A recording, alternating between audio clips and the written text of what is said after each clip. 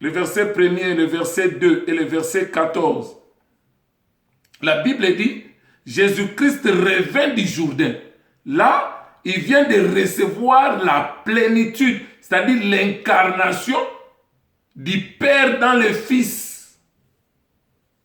Quand il a dit, celui-ci est mon Fils bien-aimé, c'est-à-dire mon tabernacle, en qui je dois mettre toute mon affection, c'est-à-dire le Père s'est incarné dans le Fils. Et Jean-Baptiste a vu la scène sous une forme corporelle de la colombe qui descendait.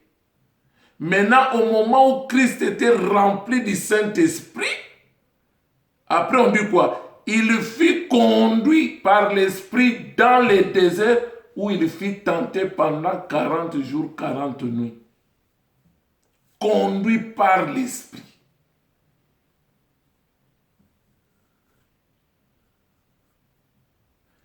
Quatrième raison.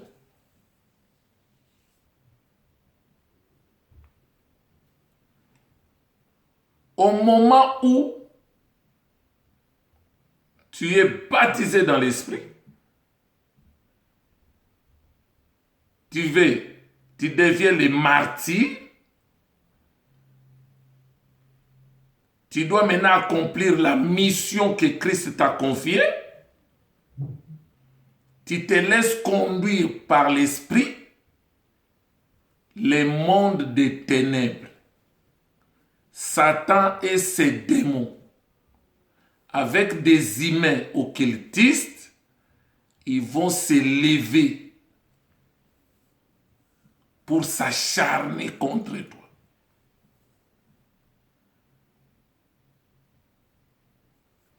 C'est pourquoi nous avons intérêt à avoir la puissance, à avoir la plénitude de l'Esprit, jusqu'à ce que ça va commencer à déborder.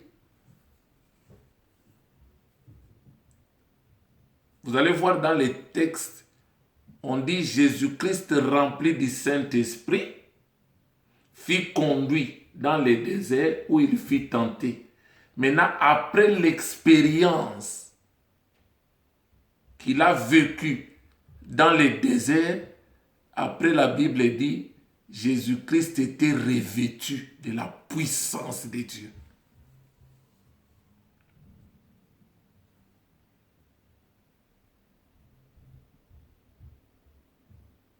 C'est pour nous dire, il nous faut de la puissance pour faire face aux forces des ténèbres.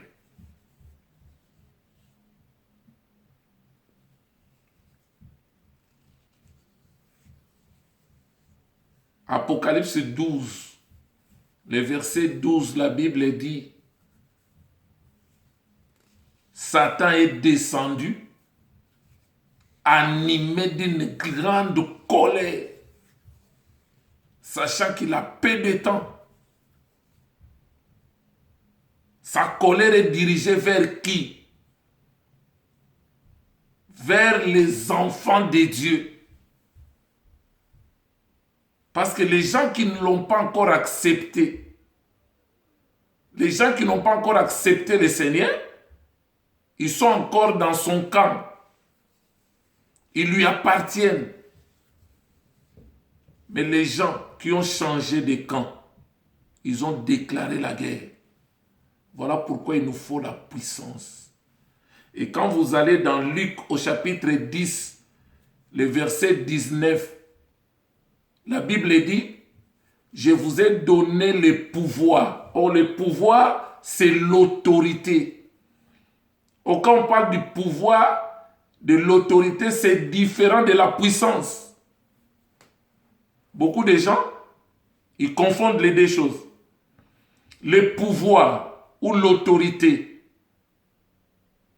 c'est un droit légal d'exercer une fonction ou une mission. Maintenant, Christ a dit dans Luc 10, 19, je vous ai donné le pouvoir de marcher sur les scorpions, sur les serpents, sur toute la puissance de l'ennemi, et rien ne pourra vous nuire. Là, nous sommes dans nos droits légaux. Mais maintenant, pour accomplir ces droits légaux, il nous faut la puissance. Souvent, vous le voyez dans le monde politique, souvent. Quelqu'un, il est nommé ministre. Là, il a reçu le pouvoir ou l'autorité pour exercer une fonction ministérielle.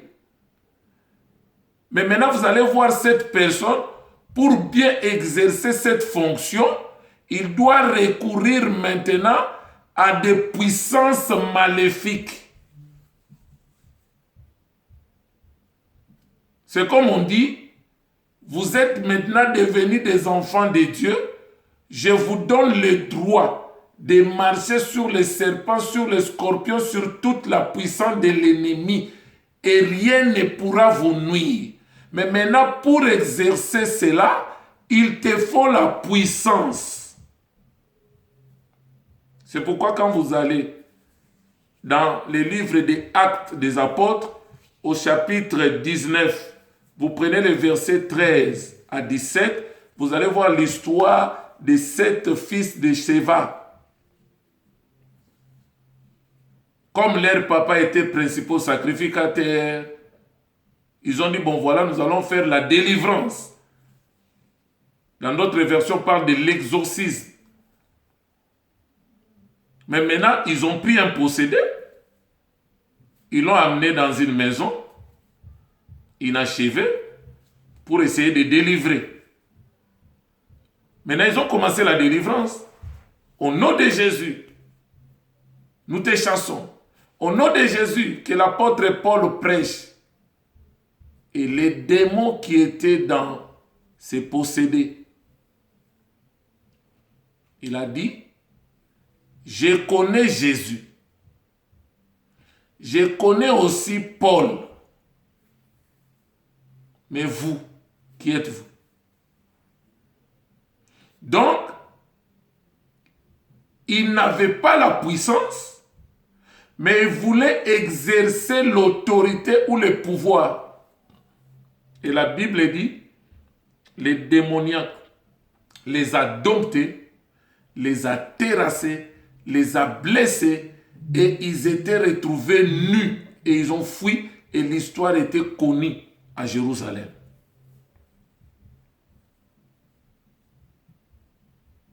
Quand nous allons dans Actes, au chapitre 8, Actes chapitre 8, au moment où il y avait réveil en Samarie, quand l'église de Jérusalem a appris qu'il y a réveil en Samarie, ils ont dépêché rapidement Pierre et Jean. Parce qu'au moment où Philippe, après la persécution de l'église, ils étaient dispersés. Philippe s'est retrouvé en Samarie, il commençait à proclamer l'évangile. Lui qui était diacre. Et les gens acceptaient l'évangile. Il y a même l'histoire de Simon le magicien qui avait accepté la parole. Il fut baptisé et il ne quitta plus Philippe. Mais la Bible dit quand ils ont appris que la Samarie a reçu la parole, ils ont envoyé Pierre et Jean. Maintenant, ceux-ci arrivaient chez les Samaritains. Prière pour eux, afin qu'ils reçussent le Saint-Esprit. Car il n'était encore descendu sur aucun d'eux. Ils avaient seulement été baptisés au nom du Seigneur. Alors Pierre et Jean leur imposèrent les mains et ils reçurent le Saint-Esprit. Voilà l'importance du baptême dans le Saint-Esprit. Quand vous prenez l'histoire de Saul de Tarse dans Acte 9, au moment où il a rencontré le Seigneur a dépêché son disciple Ananias. Il dit à Ananias, allez dans la rue qu'on appelle la droite, tu trouveras mon serviteur, il s'appelle Saul de Tarse. Ananias voulait donner des leçons à l'Éternel pour dire, mais cet homme était méchant. Il m'a dit, non, c'est mon instrument. Je l'ai choisi depuis. Va prier pour lui, pour qu'il recouvre la vue et prier pour eux, imposer les mains pour qu'ils reçoivent les baptêmes dans le Saint-Esprit. Et vous allez voir, même expérience avec Corneille dans Acte 10. La Bible dit il était un homme pieux, il était un homme qui avait la crainte de Dieu. Il avait bien la crainte de Dieu, même les membres de sa maison. Et Dieu voyait son cœur. Dieu voyait qu'il lui manquait le baptême dans le Saint-Esprit. Il avait déjà accepté le Seigneur. S'il mourait, il est sauvé. Mais comme il continue à vivre, comme il est appelé à accomplir une mission, comme le monde des ténèbres va se déchaîner contre lui, il lui faut la deuxième expérience du baptême dans le Saint-Esprit. Et l'Éternel lui a parlé dans une vision, envoie quelqu'un à Joppé, dans la maison de Judas, tu trouveras un homme qui s'appelle Pierre, et qu'il vienne. Maintenant, quand Pierre est arrivé, il a ouvert la bouche, il a commencé à parler, et le Saint-Esprit est descendu. Ils étaient tous baptisés dans le Saint-Esprit. Et c'est là où l'apôtre a compris que Dieu ne fait pas du favoritisme. Il pensait qu'avant, c'était l'héritage des Juifs, le baptême dans le Saint-Esprit. Mais au moment où on a baptisé aussi les gentils, il a compris que Dieu ne fait pas du favoritisme. Je prends Acte chapitre 19 pour comprendre toujours l'importance du baptême dans le Saint-Esprit. Pendant que Apollos était à Corinthe, je commence au verset 1 jusqu'au verset 7, Paul, après avoir parcouru les hautes provinces de l'Asie, arriva à Éphèse. Et il a rencontré quelques disciples. Et il leur dit, avez-vous reçu l'Esprit quand vous avez cru? Il lui répondit, nous n'avons pas même entendu dire qu'il y a un Saint-Esprit. Il dit, de quel baptême avez-vous donc été baptisé? Il répondit, du baptême des Jean. Alors Paul définit maintenant le baptême des Jean en disant, alors Paul dit, Jean a baptisé du baptême de la repentance, disant au peuple de croire à celui qui venait après lui, c'est-à-dire en Jésus. Et sur ces paroles, ils furent baptisés au nom du Seigneur Jésus-Christ. Verset 6. Lorsque Paul leur eut imposé les mains, le Saint-Esprit vint sur eux et ils parlaient en langue et prophétisaient. Ils étaient à tout environ 12 hommes. Tu vois l'importance du baptême dans le Saint-Esprit.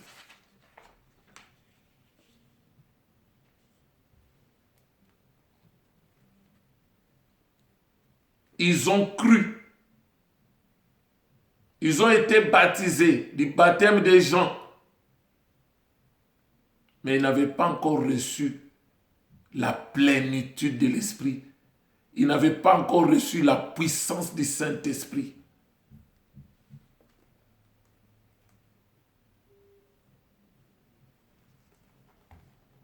Le Saint-Esprit, le baptême dans le Saint-Esprit,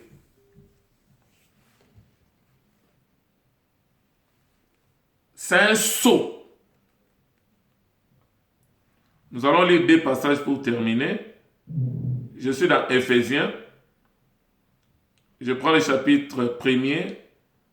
Je prends le verset 13.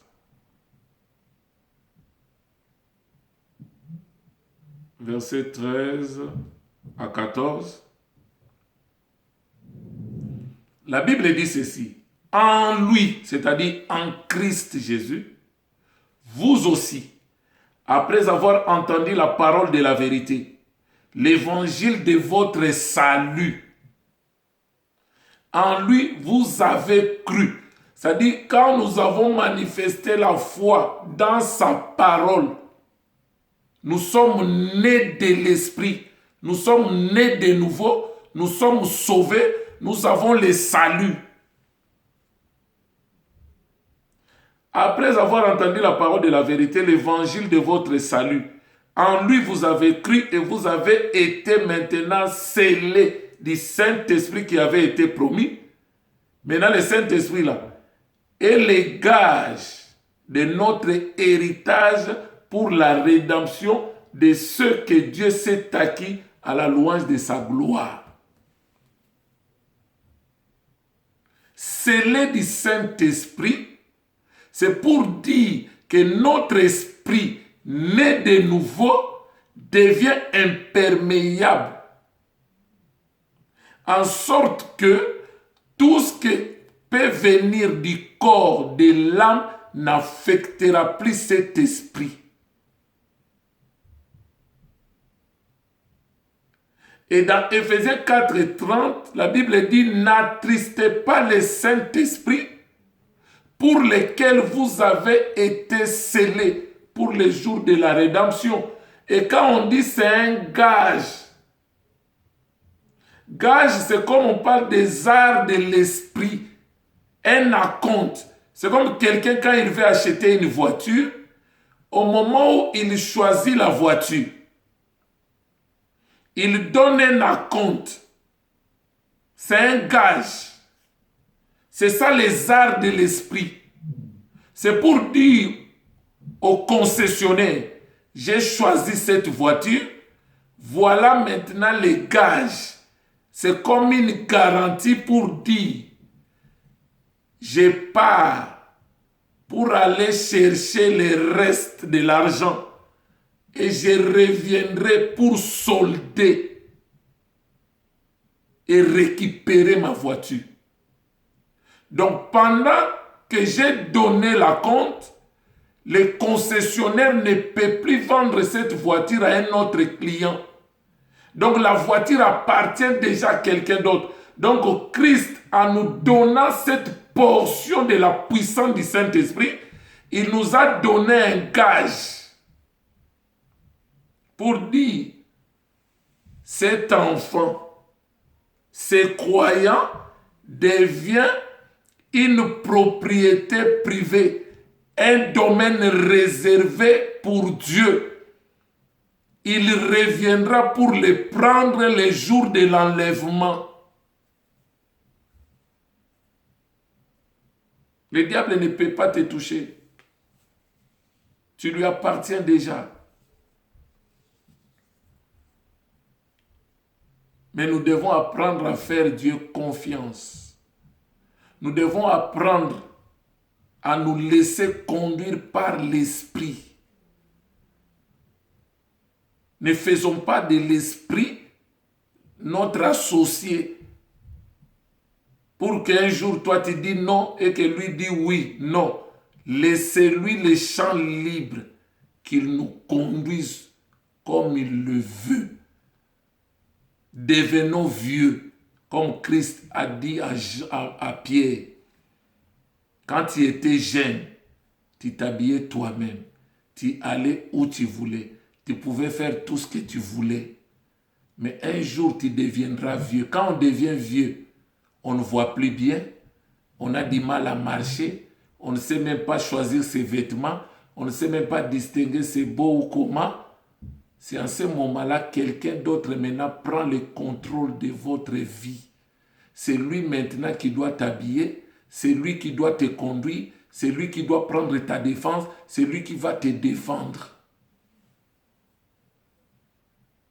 La Bible dit, voici les miracles qui accompagneront ceux qui auront cru à mon nom. Ils chasseront les démons. Ils imposeront les mains aux malades. Les malades seront guéris. Voilà pourquoi il y a un défi majeur qui nous attend. Il y a beaucoup de gens qui sont encore dans le monde, dans l'alcoolisme, dans des drogues. Ils ne savent pas comment s'en sortir. Ils sont dans le désespoir. Ils sont devenus accros. Mais nous devons leur présenter Jésus avec puissance pour qu'ils comprennent qu'il est le seul qui peut les délivrer de cette situation et de reprendre une vie meilleure. Parce qu'il y a encore de l'espérance, il y a encore de l'espoir pour ceux qui vivent encore. Si aujourd'hui nous paraissons faibles, c'est parce que nous nous contentons seulement de la première expérience, que je suis né de nouveau, je suis né de l'esprit. Mais nous ne voulons pas passer dans la deuxième expérience. Et quand nous passons dans la deuxième expérience, le baptême dans le Saint-Esprit, maintenant, nous devons laisser l'Esprit agir.